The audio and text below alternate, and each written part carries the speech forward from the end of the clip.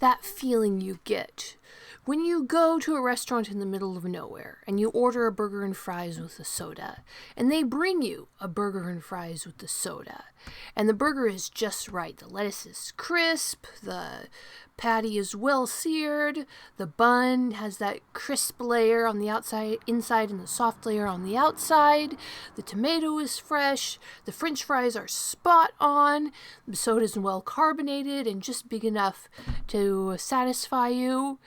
You pay your money, you leave a tip, you leave the restaurant just feeling satisfied. The restaurant, the ambiance, the burger, it was all perfect. It wasn't the best restaurant you've ever been to, maybe not the best beef you've ever tasted, but it was exactly what you wanted, and it satisfied you completely. Hello, my wonderful viewers, and welcome to another episode of Betty Adams Overanalyzes. Today we are going to take a look at episode 2 of Skeleton Crew. As usual, there will be a short spoiler-free section, and then there will be a longer spoiler section.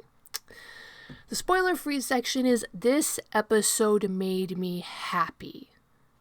It was a good episode. It was a solid episode. Is there going to be anything original in this episode? No. There is not one scene in this episode that has not been recycled literally 1,000 times over since the very first motion picture was created in the United States. Or quite frankly, any other country, as far as I'm concerned. I remember scenes like this from The Brady Bunch, from every Western I've ever seen, from a half a dozen extremely specific children's movies from the 80s. This was a family episode. Not a children's episode, a family episode. Yes, it is aimed at children. Yes, children are the primary demographic. But this was an episode that the entire family could enjoy. There were subtle undertones of dark doings. There were logical responses of the environment to the actions taken by the protagonists. But ultimately, it was just a fun episode. And it was actually, I'd call it like cozy literature, like going back and rereading Treasure Island or Swiss Family Robinson. The books you go back, and Anne of Green Gables, the books you go back and read when you're feeling down and you need something to boost your spirits. This was a wholesome episode, which is really weird given its context. But it was wholesome, it was enjoyable. I would not hesitate to share this one episode with any of my younger family members. In fact, I'd probably show them this before I showed them those spin-off movies about the Ewoks, even though I liked them from way back in the 80s. So I'm going to leave the spoiler-free review section with just this comment. C.S. Lewis says, don't try to be original in your creation. He says it's like a law of the universe. If you try for originality, you're going to fail. And you're probably going to mess up all the technical aspects of your writing. The writers were not trying for originality. They weren't even thinking about originality. They were given a specific story to tell. As I said, a story that's been told 1,000 times in all motion picture media since it was created. They understood that. They took the chance to sit down and write the best version of that story that they could. And they made something, I'm not going to say it was original, but it's definitely not pretentious. And again, I'll leave you with the same thing. It left me feeling good, feeling cozy, feeling satisfied. Now, we're going to get into spoilers. If you don't want any spoilers, I'm going to give you a few seconds to click away by telling you to go check out the links below the video to get yourself a copy of my book, Humans Are Weird, I Have the Data, a collection of short, absurd science fiction stories. There are 3 books in the series now. You can find all of them at the link below at Amazon, Barnes & Noble, wherever books are sold. So, shoo, you have been warned. Which episode is this? This is the episode where our plucky, young, inexperienced heroes wind up on a smuggler's post. And they have adventures and they get thrown in the brig. Like I said, you have seen episodes like this on The Brady Bunch, on Star Trek, on pretty much every single show you've ever seen. Be it a modern sitcom where the family goes to an old western town, gets gets in a fracas with a biker gang and gets locked in the local jail cell, or on a science fiction show. It's a classic. There's nothing original about it. But there were some very well done points. So Smee, the robot, takes them to a starport he knows about because he can't find their way back to Atatan. In fact, the robot doesn't even know of the existence of the planet that they just came from. His memory's been damaged, so he can't just backtrack. Or, he's lying to them. That is a possibility. He takes them to this port. And as I said, the weirdness in this episode is that it felt so charming and wholesome, despite the fact that the only remotely moral behavior we see from any of the adults at this spaceport is from what definitely appears to be the front door prostitute at a brothel. There is at least one scene of dismemberment, probably more, and multiple attempted murders. Now, all of these are done very carefully so that the violence is kept down to PG. You can do a lot with shadows and flashes of light and fire to kind of hide exactly what's going on. And then the show just manages to keep pulling off nostalgia without member berries. There is no one item you see that you've ever seen on another production before. Or if you have, they don't show it well enough for anybody to catch. But there is one specific scene where the entire scene is set up to be a nostalgic callback to a specific scene from the Goonies. From the tone of the child actor's voice, to the way they're moving around this room, to the type of items in the room, to the dead bodies littering the floor. Again, yes, the wholesome tag is very weird on this one. It's a distinct callback to this one scene from the Goonies. Not one single item is anywhere near a direct one-to-one reference to anything in that scene in the Goonies. Then there are just all of these little callbacks to the Star Wars extended universe, like the use of space tape, which is the Star Wars version of duct tape, which Princess Leia had in one book referred to as the thing that held the rebellion together. And you have our heroes in a little dinghy traveling through the void of space, and there is clearly a piece of tape sealing the airtight dinghy shut. So you've got the set designers really managed to pull off that scruffy look. The one thing cinematically that I would say suffered in this show was that there was a puppet. It might have been CGI.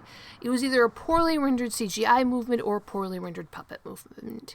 If it was a puppet, the puppeteers definitely need some more work. And if it was CGI, the CGI definitely needs to learn what's the difference between good puppetry to mimic and bad puppetry to mimic. But that was just a side character. Then there is constant setups and payoffs. Little things, but significant. The robot Smee, he says to one of the characters, "Keep your blaster close," and she looks back at him kind of uneasy. Being that this is a child from a very safe planet, you, the watcher, just assume that this pirate robot is making an assumption about what she'll be carrying. Because this kid obviously does not have a blaster, until it is revealed that, yes, she actually does have a blaster. Where did she get it? Well, they were on this pirate ship, and the camera was away from her for a long time. It's very easy to assume that she picked up one on the pirate ship. So it's logical that she could have gotten one, even if the show didn't make a point of it. Then, when she actually uses the blaster, she has to get the attention of a crowd by firing it over her head. She fires it over her head and hits something, because this is an enclosed space. It is a space base after all. And something breaks, clatters, falls to the ground behind her. They all flinch at the reaction, and then the scene moves on. But it's just a funny little bit of cause and effect, scene and sequence.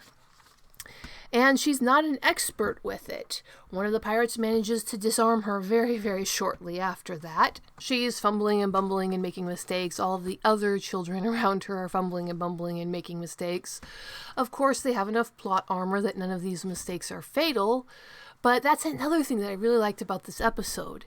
These directors really know how to use child actors, or they found some really good child actors. Not only did I find their individual scenes believable, but the social dynamic they're falling into is also believable. The little elephant kid, he's clearly very hardworking, very dedicated to his studies, but not the best, not the brightest academically. And the girl who is visibly the oldest and the wealthy daughter of an elite is kind of naturally taking the leadership role, because at that age girls do develop quicker, and her mother, being one of those moms who's constantly pushing her to excel, would expect that behavior of her. Meanwhile, the main kid, he's like the protagonist of the Goonies. He's here for the fun of it. He has lived such a sheltered life that the serious consequences of this situation don't even begin to sink in until they're thrown in the brig. And this is a classic scene. Again, it is the middle-class suburban family touring a ghost town gets tossed into the old western jail cell. Physical bars, the keys hanging up visibly not very far away from them. It makes no logical sense, but it is a classic cinematic tradition. So I'm going to, again, because of what this series declared itself to be from the very beginning, I'm going to give it a pass. Yes, they left the giant physical key up in plain sight, just out of reach of the prisoners in the jail. Just like this scene has been played in 1,000 movies. And then you have, again, these weird, dark undertones, subtle things that only an experienced movie watcher like an adult is going to notice. The dad, back on the home planet, goes stumbling back through the forest and meets his community safety droids who are out looking for the source of the seismic event, which tells us, interestingly, these droids monitor seismic events, but they're not actually monitoring ships taking off and landing. They assume that it's impossible for a ship to take off and land. And this dad is panicking. He's only focusing on getting his kids back, and he doesn't notice that they start to get really sketchy once he convinces them that there was a ship that took off. And you know what? This is one of those shows. It may or may not follow up on the dark implications. I think it will, given how long the series is going to be. But I think that dad is about to get disappeared. Again, that's something only an adult would notice or think about, not the target child audience. Likewise, you have the revelation of what appears to be a Jedi. Now, if you know anything about the time frame, there's no way that there's a Jedi of that age in this era. There's no way a fully trained Jedi, at least, would have been stuck on that rock for that long without being able to mind trick or bribe or get someone to get him off that rock. So clearly, not a Jedi. But he may or may not have telekinetic powers, which in this universe generally does indicate at least some Jedi training. Or, in the darkness of the jail cell, this guy has rigged up a few tricks. The concept of false Jedi, hucksters pretending to be Jedi, has been well developed in both, well, what used to be in the EU and the canon. I don't know about the canon anymore. But if this guy is a trickster pretending to be a Jedi, he certainly couldn't have known that that was going to be useful before the kids showed up. So this is either a thing he's pulled before. He does have some training allowing him to be telekinetic.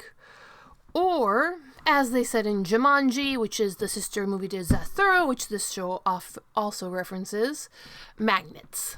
There's some technology in the key that allows him to call it to himself, and the guards just don't care because he's never had a way off the spaceport before.